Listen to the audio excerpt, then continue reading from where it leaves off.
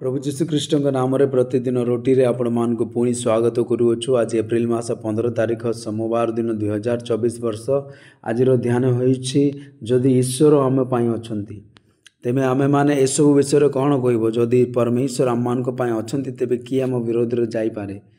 Romeo अध्याय 8 रे प्रेरित पाउल एक विवरण वक्तव्य देइछन्ते एवं कहंती जदि ईश्वर आम पाई अछंती तेबे कि आम विरोध रे रही पारिबो। ईश्वर विरोध में कहीं ठिया हो पारे ना। कौन से शत्रु ईश्वर संतान विरोध में ठिया हो पार ना। जो मैंने ईश्वर संतान मान विरोध में आक्रमण करने को चेष्टा करती से चूर्ण हेबे एवं से कदापि ठिया हो पारे ना। प्रेरित पाउल कहती जदि ईश्वर आम पाई अछंती प्रथमे आम निजको परीक्षा करवा एवं प्रभु आम सहित अछंती कि नहीं जानिबा आवश्यक।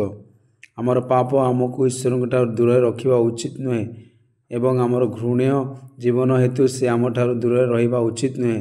सामसन निजको परीक्षा कले ना एवं प्रभु तांको सहित अछंती कि नहीं जानी तेणु से निदरु उठी कहला मु पूर्वपरी बाहर को जीवी एवं अन्य समय निजको मुक्त करी। किंतु से जानी नथिले जे प्रभु तांको ठार विदाय नहीं छंती एवं आम समस्ते सामसन रो दुख अंत को जानू। तेणु परीक्षा करवा एवं निश्चित हेबा जरूरी जे ईश्वर सबु बेले आम सहित अछंती एवं जेतेबेले आम यह जानिबा आमर हृदय शक्तिशाली हेबो एवं आम सिंह परी साहसी भाव ठिया हेबो। प्रभु तांको सहित अछंती बोली निश्चित भाव में दाऊद कहिथिले प्रभु मो पक्षर अछंती मु भय करिबि नाही। मनीष मो पाई कौन करि पारिबो। जो माने मते साहाय्य करंती सेमानक मध्य प्रभु मो पाई अछंती। तेणु जो माने मते घृणा करंती सेमानक ऊपर मु मोर इच्छा देखिबी।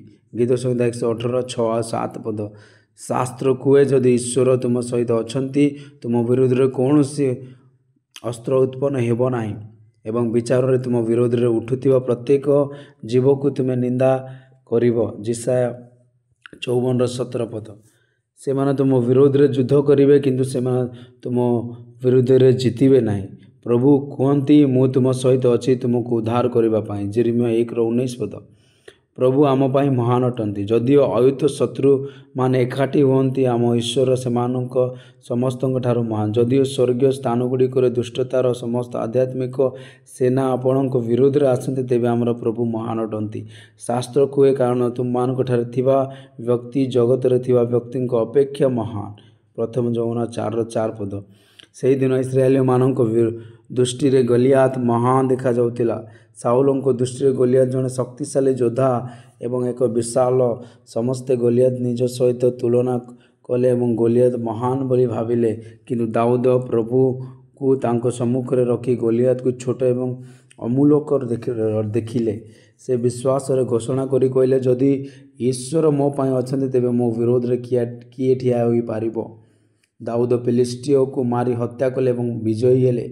अधिक ध्यान करने गीत संहिता 118:5 मु कष्ट प्रभु को डाकिले प्रभु मत उत्तर देले एवं मते एक व्यापक स्थान रे स्थापन कले। प्रभु वाक्य रे आपन को समस्त को आशीर्वाद करंतु। आमेन।